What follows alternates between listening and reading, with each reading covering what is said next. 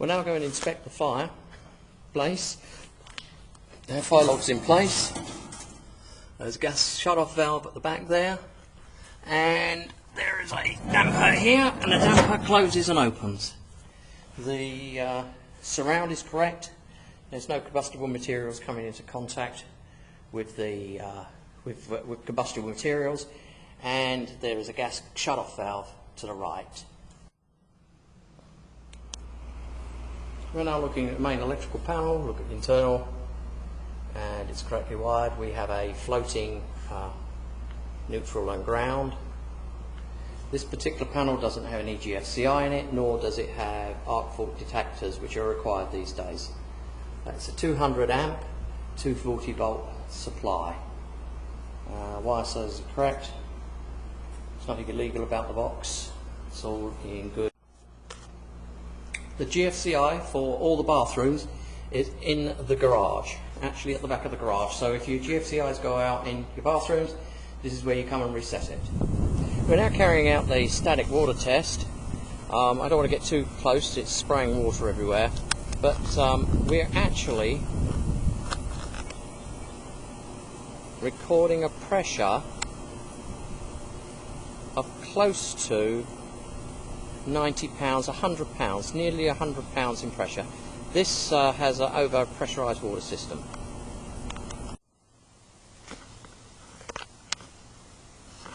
We're now going to look for the water meter.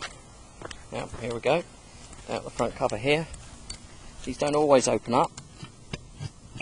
No, this one's locked. It's locked by the city, but beneath here will be the water meter and the cut-off valve for the water supply. We're now testing the functional flow and the drains. As you can see, the water's flowing into the sink. We'll go through into the lower floor, the ground floor bathrooms, and turn on the water.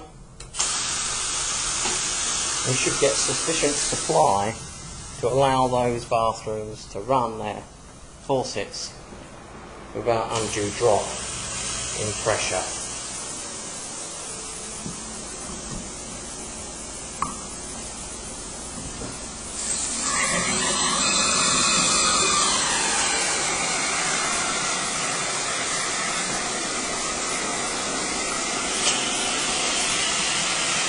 Okay, it's all working well. We have a plentiful supply of water, so we can turn all these things off. Okay, we're now looking at the water heater. Temperature pressure relief valve doesn't work, it needs replacement. The unit itself is relatively modern, maybe 4 or 5 years old. It's a sealed unit, which is good. I don't recommend leaving the covering on. It's been covered in. While that makes it hides it from view, it also can restrict the amount of air getting to that water heater, and I'm really not sure that there's enough perforations to allow good flow of air. Anyhow, for good measure, I'd leave the cover off. We're looking at the dishwasher. We're looking to see whether or not there's any rust anywhere, and there isn't at the top. The roller's all run properly.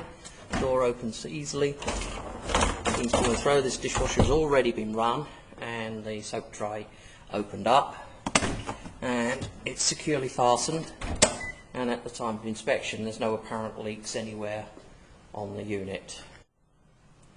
Now we're going to run the food disposal. It's running. Now have a look at it, see that it's actually connected correctly, which it is. It's connected to the dishwasher and the sink. All's fine. There is a cover missing, however, from the electrical fitting for that. I'm not really sure what a cover on it.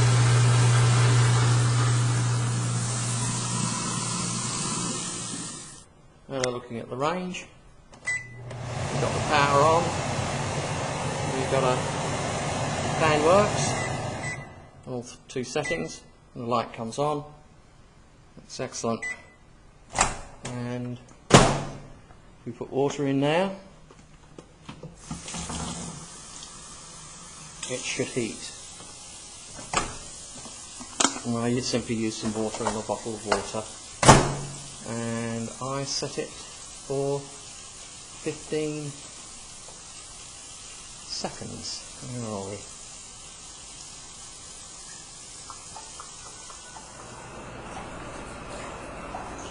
The hydro tub works, all the jets are working, it's been running for a few minutes and there's no apparent leaks at the time of inspection. The tub is now empty and it's got a vacuum lock. One of the vents may be blocked. Can you hear this gurgling noise?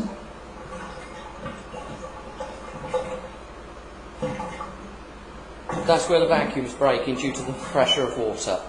So I recommend a plumber has a look at the lines. We're now carrying out a test of the sprinkler system to see if it's operational.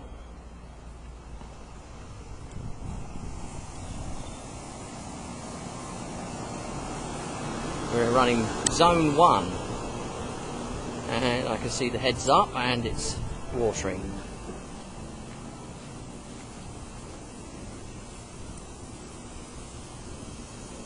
Okay, I don't want to get wet here. No, it looks fine. It looks really good. Zone 1 works perfectly.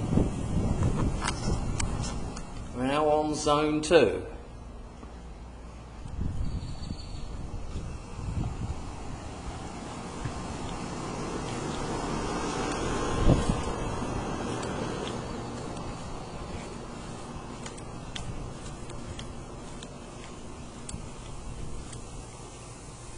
Zone 2 is watering the grade around the foundation and the plants obviously, and everything's working, there's no broken heads. We are now running zone 4.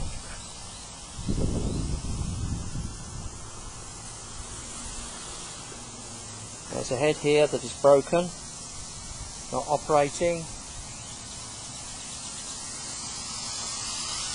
Another head that's broken, not operating. So, 2 heads on zone 4 in the backyard here not working. There does not appear to be a zone 5. Zone 6 should be running. As you can see, there's no watering at the moment to this part of the yard. I've powered up the spa and the pump's turned on and the spa is running. Now the auxiliary pumps are on and the unit is pumping. The light has come on, but the skimmers are not actually running. The pool is in need of some attention in terms of cleaning. There's a strong smell of chlorine now that I've turned the pump on. I'm going to turn everything off. Both the AC condensers are tilting considerably. This is not good. It can cause them to wear out quickly. It causes the Freon to pull, lubricants to pull, and so they pull. So they should be put up to a level position. Also, you'll see the insulation on the pipes is breaking up and so needs replacing. And now here the conduit is broken and that needs to be fixed. This one over here is fine, but the other one's broken. Other than that, they're located, the isolators are located correctly, and as you will know from the report, both of these units did not perform particularly well. The house doesn't cool sufficiently. However, it requires servicing in my opinion, nothing more than that.